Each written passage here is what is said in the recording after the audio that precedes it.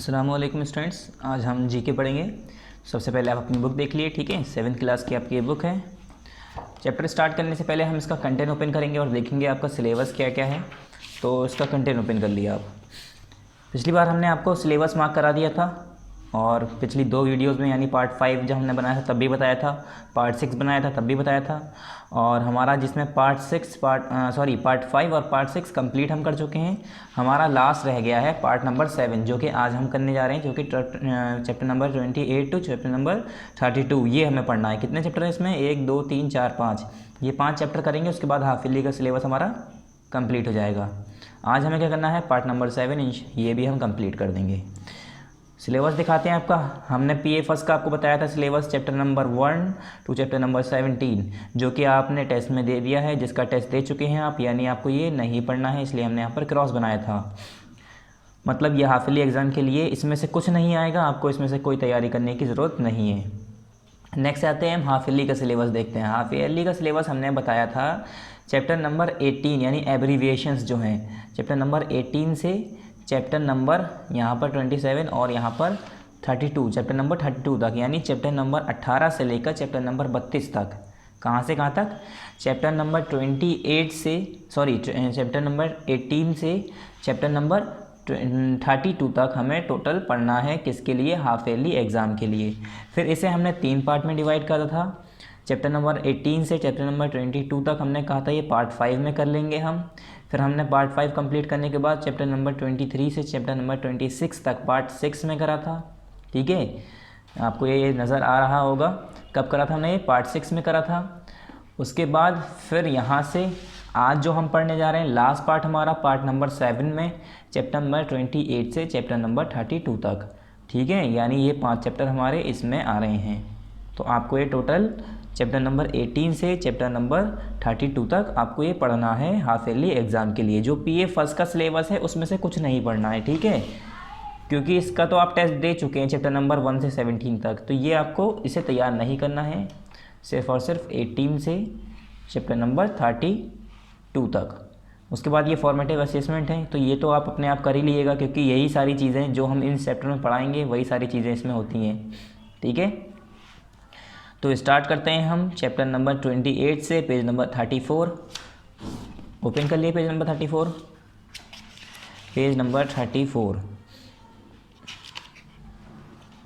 Part number 7 chapter number 28, famous sculptures and paintings. Sculptures और paintings, famous sculptures and paintings. Sculptures किसे कहते हैं? ऐसी फेमस कुछ ऐसी इमारतें या मूर्तियाँ जैसे फेमस कुछ मूर्तियाँ हैं जैसे, और कुछ फेमस पेंटिंग्स हैं, उनके बारे में हम यहाँ पर पढ़ेंगे, उनके नाम भी देखेंगे, उनके बारे में थोड़ा स्टडी करेंगे। पहली पेंटिंग देख के ही आपको समझ में आ गया होगा, काफ़ी लोगों को, यहाँ तक के बच्चों को इनका नाम पता होता है इस पेंटिंग का। इस पेंटिंग का नाम क्या है? The Mona Lisa. आपने जब कभी गेम खेला होगा तो उसमें एक पज़ल आता है, ठीक है, उसमें पिक्चर 6-7 टुकड़ों में कर दी जाती है और फिर उसे जोड़ना होता है।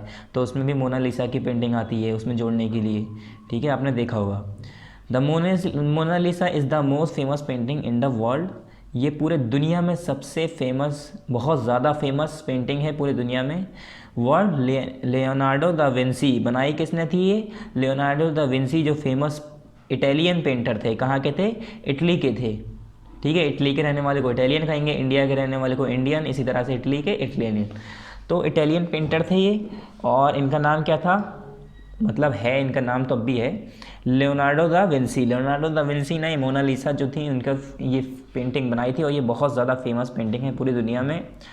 ये कौन थे? एक इटालियन पेंटर थे, आर्किटेक्ट थे, and scientist has painted this painting. एक ये साइंटिस्ट भी थे, सोचिए, साथ साथ पहले एक पेंटर तो थे ही, उसके साथ आर्किटेक्चर थे और साथ में साइंटिस्ट थे। इन्होंने ही यही पेंटेड की थी, पेंटेड दिस पेंटिंग। इस पेंटिंग को इन्होंने ही बनाया था। क्या नाम था इनका? Leonardo da Vinci. और पेंटिंग का नाम क्या था? The Mona Lisa. पेंटिंग का नाम क्या था? The Mona Lisa. बनाया किसने था? Leonardo da Vinci.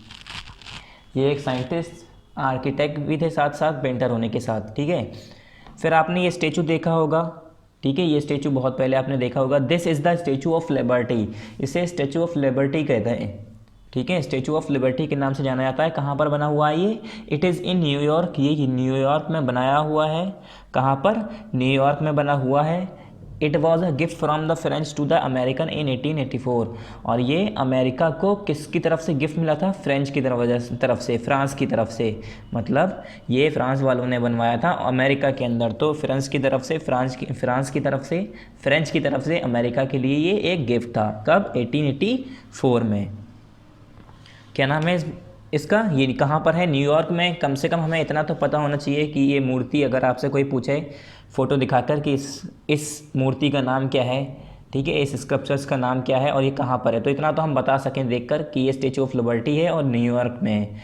चलिए ज़्यादा नहीं डिटेल में जाएं कि इसने दिया था गिफ्ट, उसको दिया था, मगर इतना पता होना चाहिए इसका नाम क्या है और कहाँ पर है। तो ये सारी चीज़ें आपको याद होनी चाहिए। जैसे यहाँ पर इस पेंटिंग का नाम मोनालिसा है, तब मोनालिसा बनाने वाला कौन है? Leonardo da Vinci. ये मेन चीज़ है। अब इतना नहीं जानना है कि Leonardo da Vinci famous Italian painter थे, आर्किटेक्ट भी थे, साइंटिस्ट भी थे। अब इन्होंने पेंटिंग की है तो पेंटर थे, इतनी तो पता ही होगा आपको। इसी तरह से कुछ आपको याद भी होनी चाहिए चीज़ें। जैसे ये हमारा स्टैचू ऑफ लिबर्टी है, कहाँ पर है? न्यूयॉर्क में। फिर नेक्स्ट आया हमारा, इन्होंने हाथ में क्या पकड़ रखा है? पाइप पकड़ रखा है, सिगरेट पाइप होता है एक, ठीक है। तो इस पेंटिंग का नाम क्या है? This is known as boy with a pipe. Boy with a pipe, लड़का पाइप के साथ। इसका मीनिंग अगर निकाला जाए तो यही होता है, ठीक है। इस पेंटिंग का नाम क्या है? मतलब इस पेंटिंग को इसी ही नाम से जाना जाता है, बॉय विद अ पाइप, लड़का पाइप के साथ, लड़का एक पाइप के साथ। मतलब पाइप एक सिगरेट टाइप का होता है, आपने देखा होगा, यहाँ पर ऐसे करके ऐसे पाइप की तरह का होता है वो, ठीक है। तो वो ये हाथ में पकड़े हुए हैं। और इसकी पेंटिंग ये बनाई किसने थी? That was painted by the famous Spanish painter Pablo Picasso. किसने बनाया था? ये स्पेन के पेंटर थे। कहाँ के? स्पेन के। तो स्पेन के हैं तो इसलिए स्पेनिश कह दिया। स्पेनिश पेंटर, क्या नाम था इनका? Pablo Picasso. पैब्लो पिकासो ने इन्हें इस पेंटिंग को बनाया था। इस पेंटिंग का नाम क्या है? Boy with a pipe. क्या नाम है इस पेंटिंग का? Boy with a pipe. बनाया किसने था इसे? पैब्लो पिकासो ने बनाया था। और इस पेंटिंग का नाम क्या है? Boy with a pipe. फिर नेक्स्ट आया फोर्थ, ये क्या है? ये स्टेचू ब्रॉन्ज का बना हुआ है। ब्रॉन्ज एक मटेरियल होता है, उसका बना होता है, ठीक है, मतलब उसका बना हुआ है। This bronze statue of Amida Buddha in Japan. ये जापान में, ये अमीदा बुद्धा आपने सुना होगा। तो बुद्धा जो थे उनका ये एक मूर्ति बनाई हुई है। किससे बनी हुई है? ब्रॉन्ज के मटेरियल से, ठीक है। Is 13.35 metre. कितना ऊंचा है ये? 13.35 मीटर, ठीक है। इतनी ऊंची मतलब इसकी हाइट है, high and way almost 93 tons. और इसका वज़न कितना है? लगभग 93 टन्स। एक टन पता है कितना होता है? 100 किलो। यानी 93 टाइम्स अगर 100 को जोड़ दो तब होगा 93 टन्स, ठीक है। एक टन यानी 100 किलो, 2 टन यानी 200 किलो, ठीक है। ये यानी 3 टन, 9, अगर मैं 9 टन की बात करूँ 900 किलो, 900 किलो। ये 93 यानी 9300 हो जाएगा टन किलो अगर वेट करेंगे हम। This is name as great Buddha. और इसका नाम क्या है? ग्रेट बुद्धा। ग्रेट बुद्धा आपने कई बार नाम भी सुना होगा, ठीक है। फिर आया हमारे ये भी, और ये तो मेन काफ़ी जगह आपको पूछा जाता है, ठीक है। This is name as the Christ the Redeemer. इस मूर्ति का नाम क्या है? क्रिस द रिडीमर के नाम से जानते हैं। किस नाम से? Christ the Redeemer. It is 30 metre tall statue build by Landowski in Rio de Janeiro. कहाँ पर बनाया गया है? रियो डी जेनेरियो में बनाया गया है। इसका नाम क्रिस रिडीमर है। बनाने वाले का नाम पॉल, क्या है? पॉल लैंड स्काई, और सिंपली हम पॉल भी कह सकते हैं। और कितनी ऊंची है इसकी हाइट? 30 मीटर। और यहाँ तक कि ये 30 मीटर के बाद इतना ऊंचा खुद है, और उसके बाद भी ये पहाड़ पे बना हुआ है। तो सोचिए और कितना ऊंचा लगता होगा। मगर पहाड़ के ऊपर बना है, और पहाड़ की हाइट एक तो, ऊपर से इसकी 30 मीटर खुद की हाइट, तो ये तो बहुत ही ऊंचा है। फिर ये क्या है? This column was built at Trafalgar square in London. ये लंदन में ट्रफलगर स्क्वायर है एक, ठीक है, ट्रफलगर स्क्वायर है एक लंदन में। To commemorate Admiral Horatio Nelson death. Horatio Nelson जो थे उनकी डेथ के लिए, मतलब श्रद्धांजलि देने के लिए। जैसे आपने देखा होगा, जैसे हमारे गांधी जी की डेथ हुई तो उनका कहाँ है? राजघाट पे उनकी कब्र है, या वहाँ पर जाते हैं हर साल जब गांधी जयंती होता है तो वहाँ पर जाते हैं फूल वूल देने। इसी तरह से ये एक कौन थे? ये भी एक सिपाही थे इनके, क्या नाम था इनका? होरेटियो नेल्सन। इन्हें कमेमोरेट करने के लिए, एडमायर करने के लिए क्या है, एडमायर पोजीशन होती है। कमेमोरेट करने के लिए क्या है, इन्हें श्रद्धांजलि मतलब जैसे फूल वूल मारा हर साल जब भी इनकी डेथ हुई थी उस साल देने के लिए, ऐसे ही जैसे हम लोग गांधी जयंती सेलिब्रेट करते हैं, इसी तरह से इनका एक जगह पर इनकी मूर्ति बनाई गई है इनकी याद में। ठीक है, दिस इज़ नेल्सन्स कॉलम, और इसे क्या नाम दिया जाता है, नेल्सन्स कॉलम। इनके नाम पे ही इस जगह का नाम है नेल्सन कॉलम। जैसे हमारा गांधी जी की जो जगह वो है वो उसको हम क्या कहते हैं, राजघाट, तो इसे हम क्या कहते हैं, इनका इसका क्या नाम है, नेल्सन्स कॉलम, नेल्सन का कॉलम। ऐसे कॉमा लगा के ऐसा जाता है, इसका मीनिंग होता है का। ठीक है, अगर मैं कहूँ टाइगर्स तो टाइगर्स और ऐसे लगाए यानी शेरों का या शेर का। ठीक है, किसी के भी आगे मैं लगा दूँ। ठीक है, इसलिए इसका नाम क्या है, नेल्सन्स कॉलम। फिर नेक्स्ट आते हैं बॉलीवुड टू हॉलीवुड। अगर हम बॉलीवुड से हॉलीवुड तक की बात करें तो आपने बॉलीवुड के बारे में देखा होगा, इन लोगों हीरो को देखा होगा, ये बॉलीवुड एक्टर्स हैं हमारे, काफ़ी मशहूर काफ़ी शानदार बॉलीवुड एक्टर रह चुके हैं, और कुछ तो अब भी इसमें एक्टिंग करते हैं और कुछ रिटायर हो चुके हैं, या ये कह लिए जो कुछ एक्सपायर हो चुके हैं। These Bollywood actors and actress have been associated with Hollywood. ये जो बॉलीवुड एक्टर हैं और एक्ट्रेस हैं, मतलब एक्टर जेंट्स हो गए, एक्ट्रेस जो फीमेल हो गई। ठीक है, अब यहाँ पर ये जो हैं सारे एक्टर ये हॉलीवुड में भी काम कर चुके हैं, have been associated with Hollywood. Bollywood के साथ साथ इन्होंने हॉलीवुड में भी काम किया है। Match them to the films they did in English. अब उस फिल्म के नाम इनसे मिला दिए, इनके एक्ट मतलब जिसमें इन्होंने काम किया है। पहले कौन है, सईद जाफरी। तो सईद जाफरी को आपने देखा होगा हॉलीवुड बॉलीवुड मूवीज़ में, जो हम लोग देखते हैं हमारी हिंदी मूवी जो इंडियन मूवीज़ होती हैं, क्या नाम है हमारा, बॉलीवुड मूवीज़ जो है हमारी। ठीक है, और इन्होंने हॉलीवुड मूवीज़ में भी काम किया है, मतलब इन्होंने भी इंग्लिश मूवी में काम किया है। तो इनका क्या है, इनकी मूवी का नाम क्या है, the man who would be king. इनकी मूवी का क्या नाम है, the man who would be king. फिर नेक्स्ट है दूसरे, आपने इनका भी नाम सुना होगा, शशि कपूर। तो शशि कपूर भी काफ़ी माने जाने हमारे बॉलीवुड एक्टर हैं। ठीक है, बॉलीवुड हीरो रह चुके हैं, और इन्होंने भी हॉलीवुड में काम किया है, मतलब इंग्लिश मूवी बनाई है। इनकी मूवी का नाम क्या है, हीट एंड डस्ट। ठीक है, क्या नाम है, हीट एंड डस्ट। अब आपको दिख रहा होगा क्या नाम है इनकी मूवी का, हीट एंड डस्ट। फिर नेक्स्ट है इरफान खान, अभी जल्दी ही इनकी डेथ हुई है। तो ये भी काफ़ी अच्छे और बेहतरीन हमारे एक्टर रह चुके हैं। इन्होंने जो मूवी बनाई थी इंग्लिश में उसका नाम क्या है, इरफान खान की मूवी का नाम क्या है, नेम सैक। क्या नाम है इनका, मतलब इस मूवी का नाम क्या है जो इन्होंने हॉलीवुड में बनाई है इंग्लिश में, नेम सैक। फिर अनिल कपूर। तो अनिल कपूर की 4th मूवी क्या नाम है इनका, स्लम डॉग मिलियनेयर। आप ये बहुत ज़्यादा फेमस मूवी है, ये समझ लीजिए इस ऑस्कर अवार्ड के लिए इसने ऑस्कर अवार्ड भी जीता है। ठीक है, इसने बहुत सारे ऐसे अवार्ड जीते हैं, और ये काफ़ी बेहतरीन मूवीज़ हैं। यहाँ इंडिया के साथ साथ बाहर भी इसे देखा जाता है। क्या नाम है इस मूवी का, स्लम डॉग मिलियनेयर। फिर आए 5th, ऐश्वर्या राय। ऐश्वर्या राय ने किस मूवी में काम किया है, किस इंग्लिश मूवी में, मिस्ट्रेस ऑफ स्पाइसेस। ठीक है, फिर नेक्स्ट आए नसरुद्दीन शाह। तो नसरुद्दीन शाह ने भी इंग्लिश मूवी बनाई है, इसका नाम है अ परफेक्ट मर्डर। क्या नाम है, अ परफेक्ट मर्डर।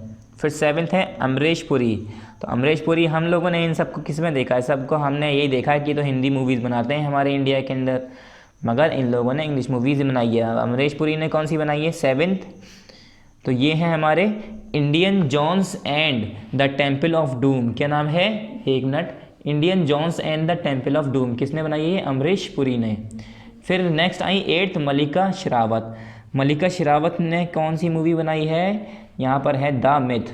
ठीक है, क्या नाम है मूवी का, द मिथ, और एक्ट्रेस कौन है इसकी, मल्लिका शेरावत। फिर आए कबीर बेदी। कबीर बेदी ने किस मूवी में काम किया है, कौन सी इंग्लिश मूवी बनाई है, तो इस मूवी का नाम है ऑक्टोपसी। ठीक है, आपने ये मूवीज़ हो सकता है पहले सुनी हो, ऑक्टोपसी, स्लमडॉग मिलियनेयर, मगर आपको ये नहीं पता होगा हमारे इंडियन एक्टर ने इसमें काम किया है। किसने काम किया है इसमें, ऑक्टोपसी में, कबीर बेदी। ठीक है, फिर लास्ट है हमारी 10th, शबाना आज़मी। शबाना आज़मी आपने सुना होगा इनका नाम अपने बॉलीवुड में।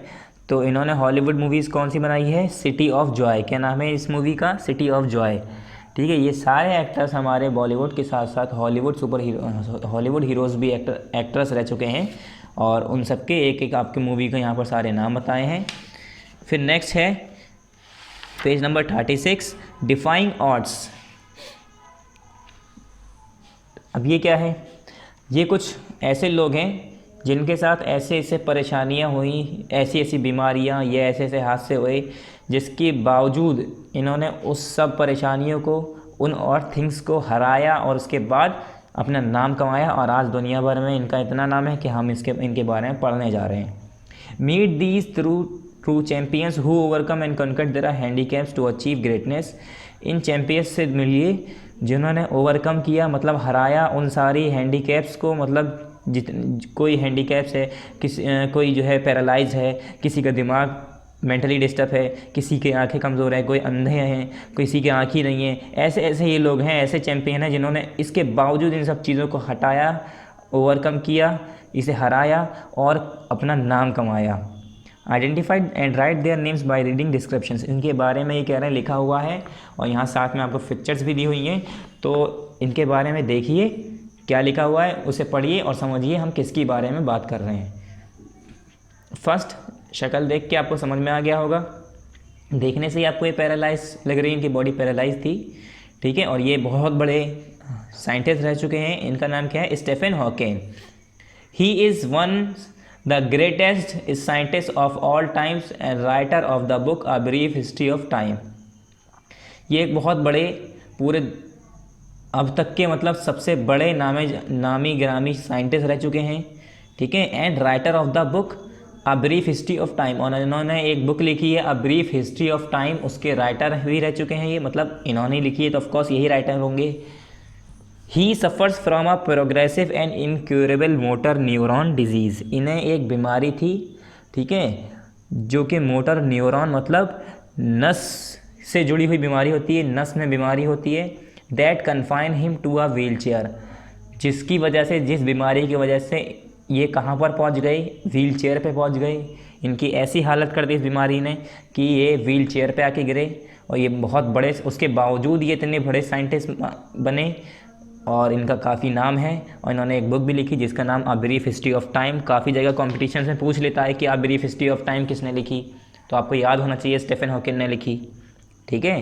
किसने लिखी? Stephen Hawking, STEPHEN, Stephen HAWKING, Hawking. फिर नेक्स्ट है, she is known as the Helen Keller of Nepal. ये नेपाल की हेलन केलर के नाम से जाना जाता है इन्हें। किस नाम से? She is known as the Helen Keller of Nepal. She was born with cerebral palsy, but she taught herself to read and write and won many prizes. Cerebral palsy क्या होता है? cerebral मतलब उस डिसऑर्डर या उस बीमारी को कहते हैं जो कि या तो फिर पैदाइश के समय हो जाती है, या पैदाइश से पहले ही, मतलब बर्थ लेने से पहले या बर्थ के बाद या बर्थ के समय में दिमाग में कुछ प्रॉब्लम हो जाती है, ठीक है। मेंटली इंसान थोड़ा डिस्टर्ब हो जाता है, या ये कह लिए बर्थ, हम कहते हैं ना कि ये बचपन से ही, पैदाइश से ही बीमारी है, तो इस तरह की बीमारी होती है एक, मतलब दिमाग में होती है ये।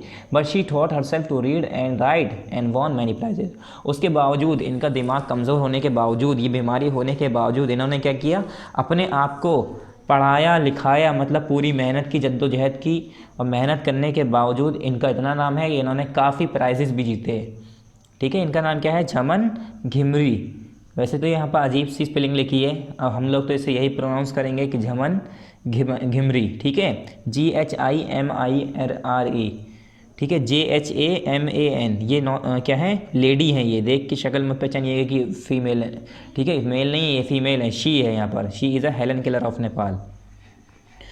थर्ड आई, इनका अपने फ़ोटोज़ भी देखे होंगे और हो सकता है इनका नाम भी सुना हो पहले, ठीक है। Despite having weak eyesight and a spinal cord spinal injury, मतलब एक तो इनके स्पाइनल में इंजरी थी, स्पाइनल कॉर्ड में इंजरी थी, चोट लगी हुई थी, ठीक है। उसके बावजूद, और उसके साथ साथ सबसे मेन प्रॉब्लम जो थी इनके पास, इनकी आई साइट बहुत वीक थी। उसके बावजूद 2007 में इन्होंने क्या जीता? शूटिंग में, ठीक है। He was a young shooter from India, von a gold medal in 2008 Olympic. 2008 के ओलंपिक में इन्होंने शूटिंग में क्या किया? उसमें क्या जीता? गोल्ड मेडल जीता। किस में? ओलंपिक में। 2008 के ओलंपिक में गोल्ड मेडल जीत के लाए। और 2007 में स्पाइनल इंजरी हो गई थी इनकी, और आईसाइट वीक थी। उसके बावजूद इन्होंने हार नहीं मानी और शूटिंग करते रहे और 2008 में इंडिया के लिए गोल्ड मेडल जीता। इनका नाम क्या है? अभिनव बिंद्रा। अभिनव बिंद्रा। फिर नेक्स्ट हैं, ये तो बहुत ही नामी गिरामी पर्सन है, इनका तो काफ़ी नाम जाना जाता है। अब आप लोगों को नहीं पता होगा तो अब पता चल जाएगा। ये कौन है? This visually impaired pole climb the Mount Everest though he could not see the snow around him. क्या नाम है इनका? Erik Weihenmayer. क्या नाम है इनका? Erik Weihenmayer. अब आप इनके बारे में सुनेंगे तो आप कहेंगे ऐसे कैसे हो सकता है? ये जो है देख नहीं सकते थे, उसके बावजूद माउंट एवरेस्ट पे चढ़ के आए। माउंट एवरेस्ट क्लाइम किया है इन्होंने, सबसे highest peak of the world, उसको चढ़ के आए हैं, उस पर चढ़ के आए हैं, उस पर क्लाइम करके आए हैं और इन्हें दिखाई नहीं देता। सोच लिए, Everest though he could not see the snow around him, यहाँ तक कि ये एवरेस्ट चढ़ के आ गए और इन्हें ये नहीं पता कि मेरे किस साइड कितनी बर्फ़ है, किस साइड कितनी बर्फ़ है। इन्हें बर्फ़ भी नहीं दिखाई दी होगी। और ये पहले एक ऐसे इंसान हैं, ऐसे शख्स हैं जो कि जिनकी नज़र नहीं है, अंधे हैं, मतलब साफ साफ का है, जिन्हें दिखाई नहीं देता और ये माउंट एवरेस्ट चढ़ के आए हैं। ठीक है, इनका नाम क्या है? Erik Weihenmayer. ये भी कई जगह से पूछा जाता है क्वेश्चन। फिर आए हमारे fifth I, after being struck with polio, इन्हें पोलियो हो गया था, उसके बाद डबल निमोनिया हुआ, साथ में स्कारलेट फीवर भी हुआ। मतलब ये समझ लीजिए इनके ऊपर एक साथ सारी परेशानी आ गई। सबसे बड़ी परेशानी पोलियो, जिसमें इंसान का क्या होता है, पैर खराब हो जाते हैं, छोटे छोटे पतले पतले पैर रह जाते हैं, पैर कमज़ोर हो जाते हैं। ठीक है, इन्हें पोलियो हुआ, डबल निमोनिया, उसके साथ स्कारलेट फीवर हो गया। She lost the use of her left leg at the age of 4, और 4 साल की उम्र में इनका उल्टा पैर काम करना बंद कर दिया। इनके उल्टे पैर ने ख़राब हो गया इनका पैर, मतलब खो चुकी थी अपने लेफ़्ट लेग को। ठीक है, इस काबिल नहीं थी कि उसे इस्तेमाल कर पाएँ। कितने साल की थी जब ये? 4 साल की। With her sheer determination she not only began to work but also run in the Olympics, और अपनी मेहनत और डिटर्मिनेशन के साथ, ठीक है, अपने हौसले के साथ, यहाँ तक कि इन्होंने चलना ही नहीं सीखा, सिर्फ अपने पैर को इस काबिल नहीं बनाया कि चल पाएँ, यहाँ तक कि इन्होंने अपने पैर को इतना सुधारा, इतना संभाल लिया कि ये ओलंपिक में भी दौड़ने लगी। अब सोचिए, एक ऐसा शख्स जिसे पोलियो हो, जिसका पैर बिल्कुल बर्बाद हो, उसके लिए वही बहुत बड़ी बात होगी कि वो उससे सही से चलना सीख जाए, उसे इतना मेंटेन कर ले कि वो चलने लगे। और ये चलने के साथ साथ छोड़िए, ये तो दौड़ने भी लगी। ओलंपिक में इन्होंने रेसेस भी की। Though she sprained her ankle the day before the 1960, और 1960 का जब ओलंपिक था तो एक दिन पहले जब इनकी रेस थी, मतलब उसके एक दिन पहले इनके पैर में मोच भी आ गई थी।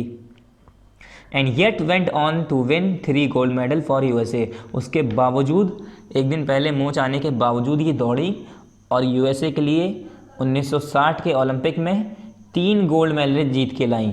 कितने? 3 गोल्ड मेडल। सोच लिए, एक इंसान जिसे एक साथ लगातार 2-3 बीमारी हो गई, यहाँ तक कि सबसे बड़ी बीमारी पोलियो, जिससे पैर ख़राब ही हो जाता है, उस बीमारी के बाद इन्होंने अपने आप को इतने अच्छे से मेंटेन किया अपनी डिटर्मिनेशन के साथ कि ये चलने के साथ साथ ओलंपिक्स में पार्ट लेने लगी, उसमें दौड़ने लगी। और 1960 में जब अगले दिन इनका ओलंपिक में रेस थी तो उस दिन इनके पैर में मोच आ गई। मोच आने के बावजूद ये दौड़ी और 3 गोल्ड मेडल जीत के लाई USA के लिए। USA, United state of America. ठीक है, नाम क्या है इनका? Wilma Rudolph. क्या नाम है इनका? Wilma Rudolph. फिर नेक्स्ट आते हैं इंडियन फिल्म डायरेक्टर। अब कुछ इंडियन फिल्म डायरेक्टर के नाम यहाँ पर लिखने हैं हमें। ठीक है, यहाँ पर पेड़ दिए हैं, ये दोनों एक ही ने बनाई है, एक ही ने बनाई है, ऐसे ही। Indian film directors are well known for their great work behind the camera. ये कह रहे हैं जो इंडियन फिल्म डायरेक्टर हैं वो काफ़ी जाने जाते हैं बिहाइंड द कैमरा, मतलब वो कैमरे में तो नहीं आते हैं मगर अपने बड़े काम की वजह से वो काफ़ी मशहूर हैं, काफ़ी जाने जाते हैं। मतलब सारी जो मूवी बनाते हैं, डायरेक्ट कौन करता है उसे? डायरेक्टर ही करता है। अगर डायरेक्टर नहीं होगा तो मूवी कैसे बनेगी? हम लोग तो सलमान खान, शाहरुख खान, ऐश्वर्या राय, अमिताभ बच्चन बस ये नहीं जानते हैं। क्यों? हमें ये दिख रहे हैं, मगर इसके पीछे जो पूरी मूवी डायरेक्ट कर रहा है, जो फिल्म डायरेक्टर है, वो सारा मेन है।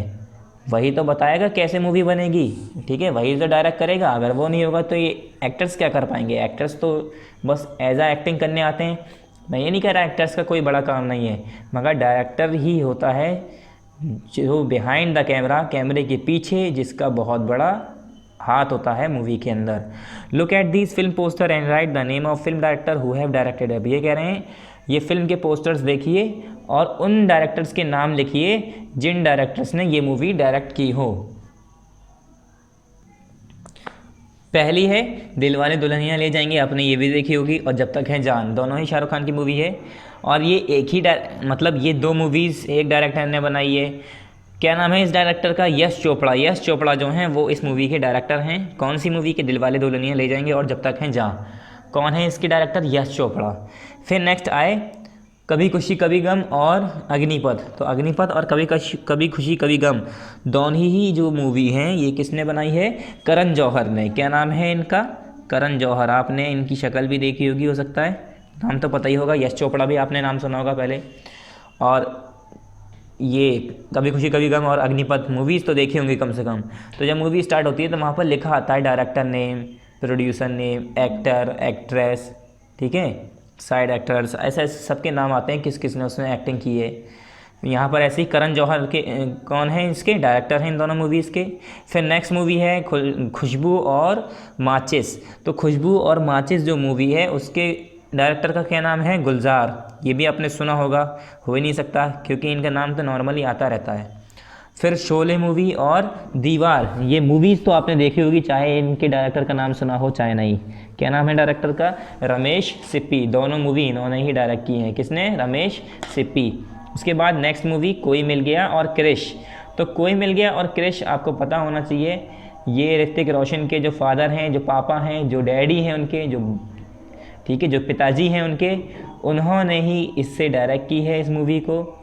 इस मूवी के डायरेक्टर कौन है? राकेश रोशन, यानी ऋतिक रोशन के फादर, ठीक है, ऋतिक रोशन उनके पिताजी राकेश रोशन, ठीक है, उन वही डायरेक्टर हैं इसके। किसके? कोई मिल गया और क्रिश के। फिर नेक्स्ट मूवी है लगान और जोधा अकबर। तो आपने मूवीज़ तो देखी होंगी मगर आपको इनके डायरेक्टर का नाम नहीं पता होगा। तो डायरेक्टर कौन है? आशुतोष गोवारिकर। क्या नाम है इनके डायरेक्टर का? Ashutosh Gowariker. GOASHU Ashu TOSH तोष, Ashutosh Gowariker, GOWARIKAR Gowariker, Ashutosh Gowariker. फिर नेक्स्ट आया हमारा शिमारो और गुरु। जो शिमारो और गुरु मूवी है वो किसने की है? क्या नाम है इनका? मानी रत्नम। क्या नाम है? मानी रत्नम, ठीक है। कौन कौन सी मूवी इन्होंने डायरेक्ट की है? शिमारो और गुरु। शिमारो और गुरु जो मूवी है किसने डायरेक्ट की है? मानी रत्नम। फिर आई मुन्ना भाई, आपने ये भी देखी होगी, और 3 इडियट। ये मूवी किसने डायरेक्ट की है? राजकुमार हिरानी। किसने? राजकुमार हिरानी, MAR, राजकुमार हिरानी, ठीक है, RAJKUMAR, राजकुमार HIRANI, राजकुमार हिरानी, मुन्ना भाई जो आप मूवी है, और 3 इडियट, ठीक है, 3 इडियट्स दोनों के डायरेक्टर यही हैं। फिर नेक्स्ट है हमारा यहाँ पर last part 7, no more theatres and activity. ये एक तरह की एक्टिविटी है, बस आपको पढ़ना है इसे। मतलब इसमें थिएटर्स के बारे में आपने सुना होगा, टाइप्स ऑफ थिएटर कि ऐसी मूवीज़ थिएटर आपने सुना होगा ना नाम, तो वही उसी के बारे में हम पढ़ने जा रहे हैं। कहाँ से शुरू हुआ, कैसे शुरू हुआ। तो यहाँ पर क्या है? The word theatre is derived from a Greek word theatron meaning the seeing place. जो वर्ड थिएटर है ये ग्रीक वर्ड, जो ग्रीक में एक वर्ड है थेट्रॉन, थेट्रॉन ग्रीक में एक वर्ड है, उससे बनाया गया है थिएटर, जिसका मतलब होता है थेट्रॉन का मतलब होता है द सीइंग प्लेस, देखने की जगह। तो थिएटर किसे कहते हैं? जहाँ पर हम मूवी देखने जाते हैं, ठीक है, कोई शो या कॉमेडी शोज या ड्रामा या म्यूज़िकल थिएटर या ट्रेजेडीज़, अलग अलग तरह के थिएटर्स होते हैं। तो मेनली यहाँ पर लोग बाग मूवीज़ देखने जाते हैं। तो थिएटर जो वर्ड है थेट्रॉन वर्ड से बना है, और थेट्रॉन वर्ड का मीनिंग क्या है? सीइंग प्लेस, देखने की जगह, ठीक है, ग्रीक वर्ड से लिया गया है। The first recorded theatrical event was a performance of the scared play of the myth of Osiris and iris. जो सैक्रेड प्ले था, not scared, sorry, sacred play, पहला जो रिकॉर्डेड थिएट्रिकल इवेंट था, मतलब जो पहला ऐसा थिएट्रिकल इवेंट था जो थिएटर में इवेंट रिकॉर्ड हुआ था, वो कौन सी परफॉर्मेंस थी? वो एक सैक्रेड प्ले था जो कि किसका था? Myth of Osiris and iris, ठीक है, मिथ ऑफ ऑसिरिस एंड आइरिस के नाम से ये पहला एक ऐसा रिकॉर्डेड थिएट्रिकल इवेंट था जो परफॉर्म किया गया था। कब? इन 2500 BC इन इजिप्ट। कब? 2500 BC बिफोर क्राइस्ट। ठीक है, कब? इजिप्ट के अंदर। कहाँ पर? इजिप्ट के अंदर। फिर the eastern theatre develop in 1000 BC with Sanskrit. और जो ईस्टर्न थिएटर था वो 1000 BC में ही बना दिया गया था, डेवलप हो गया था with Sanskrit drama in ancient India. किससे? संस्कृत ड्रामा, मतलब उसमें संस्कृत लैंग्वेज यूज़ की जाती थी इंडिया के अंदर। And Chinese theatre in China, और चाइना के अंदर चाइनीज़ थिएटर थे। ऑफ कोर्स वो लोग चाइनीज़ समझ रहे हैं तो चाइनीज़ ही बनाएंगे। हम इंडियंस हैं, इंडियंस में शुरुआत में संस्कृत बोली जा रही थी और काफ़ी लैंग्वेजेस थी। ठीक है, बहुत सारी। अब तो नॉर्मली हिंदी है, उस टाइम भी हिंदी थी, मगर जो मेन लैंग्वेज उस टाइम जो थी जैसे कि संस्कृत, तो संस्कृत में ही ड्रामा प्ले विलेज होता था, इसी में होता था। फिर नेक्स्ट है in medieval times. Medieval time की बात करें अगर, the western theatre develop under the Roman empire taking various form in Spain, Italy, France and Russia. जो वेस्टर्न थिएटर डेवलप हुए थे वो किसके अंडर में हुए थे? रोमन एम्पायर के अंडर में हुए थे, और काफ़ी फॉर्म में स्पेन के अंदर, इटली के अंदर, फ्रांस के अंदर, रशिया के अंदर। किसके अंडर में? रोमन एम्पायर के अंडर में। कहाँ कहाँ पर? Spain, Italy, France and Russia. ये सारे वेस्टर्न थिएटर्स हैं। ठीक है, इन 17वीं सेंचुरी, 17वीं सेंचुरी की अगर हम बात करें, Japanese forms are kabuki, Noh and Kyogen develop with grace. Japan में जो बनाया गया था थिएटर्स उसका नाम क्या है? Kabuki, non. अब इनके नाम हैं, इसका क्या मीनिंग है? ये जापानीज वर्ड हैं। ठीक है, तो जापानी लैंग्वेज है तो इतना इजी तो है नहीं समझना। काबुकी, नॉन और क्योगेन, ये बहुत ज़्यादा ग्रेस के साथ बनाया गया था 17वीं सेंचुरी में जापान के अंदर। Puppet theatre. पपेट थिएटर आपने देखा होगा, कठपुतली जो हाथों से, उंगलियों से ऐसे करके धागे होते हैं उसे हिलाते हैं, और जो नीचे डॉल होती है, जो ये कह रही है, जो जैसे गुड्डे गुड़िया जो होते हैं वो डांस करते हैं या एक्ट करते हैं, पीछे से आवाज़ भी निकालता है, बोलता है वो आदमी। ठीक है, उसे कहते हैं पपेट थिएटर। पपेट थिएटर कब बनाया गया था? Puppet theatre form the most popular form of the medieval Islamic world. ये मेडिवल इस्लामिक वर्ल्ड की मोस्ट पॉपुलर फॉर्म है पपेट थिएटर। ठीक है, इस्लामिक वर्ल्ड की, मेडिवल इस्लामिक वर्ल्ड की बहुत ज़्यादा मोस्ट पॉपुलर फॉर्म है ये।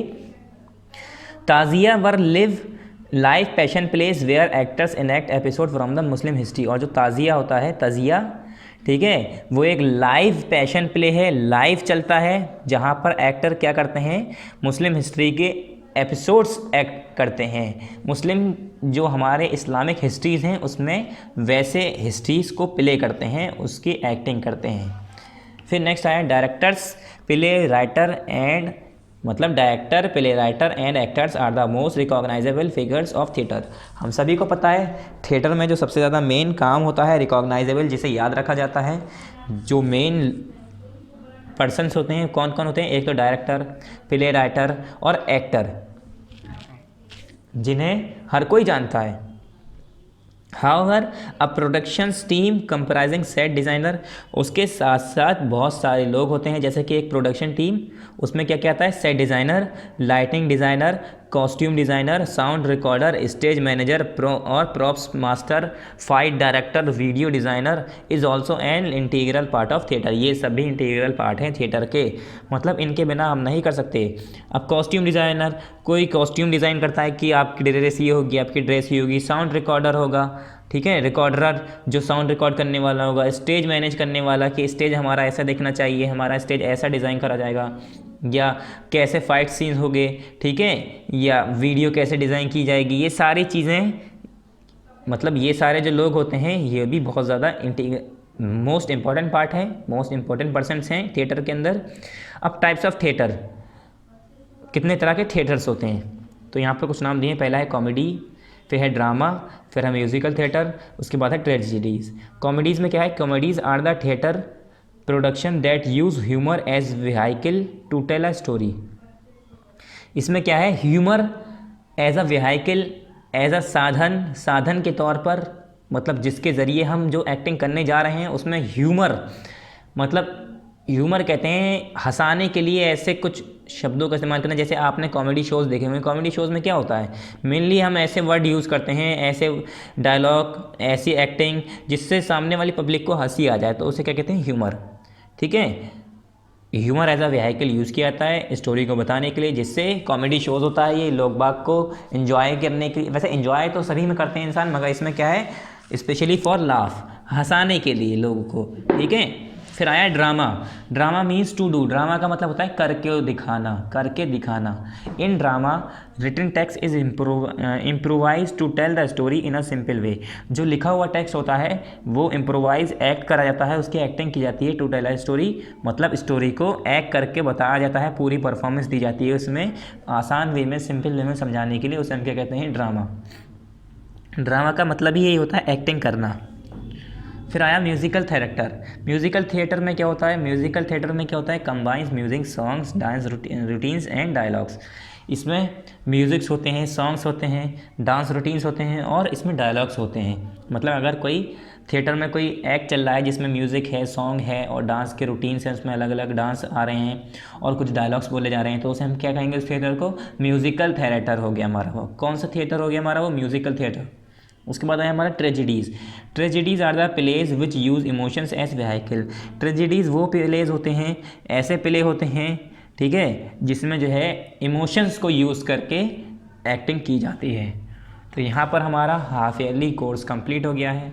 आप क्या लिखेंगे यहाँ पर लास्ट में, हाफ ईयरली कोर्स कंप्लीटेड, ठीक है। यहाँ क्या लिखेंगे, हाफ ईयरली कोर्स कंप्लीटेड। और हर बार की तरह जैसे हम पार्ट नेम, चैप्टर ने और डेट जो लिखवाते हैं वो तो आपको पता ही होना चाहिए। तो पार्ट नंबर 7 हमने कहाँ से स्टार्ट किया है, फेमस स्कल्पचर्स एंड पेंटिंग से स्टार्ट किया था। तो आपको पता होगा यहाँ पर टॉप पर हम पार्ट नंबर 7 लिखेंगे हर बार की तरह। डेट कौन सी लिखेंगे, डेट उस दिन की लिखेंगे जिस दिन ये वीडियो यूट्यूब पर अपलोड होगी। ऐसे ही सिमिलरली यहाँ पर 29 पे भी पार्ट नंबर 7 और डेट लिखना है। फिर नेक्स्ट पे चैप्टर नंबर 30 पर भी पार्ट नंबर 7 और डेट, ठीक है। यहाँ पर भी हमें पार्ट नंबर 7 और डेट। फिर 31 पे भी पार्ट नंबर 7 और डेट।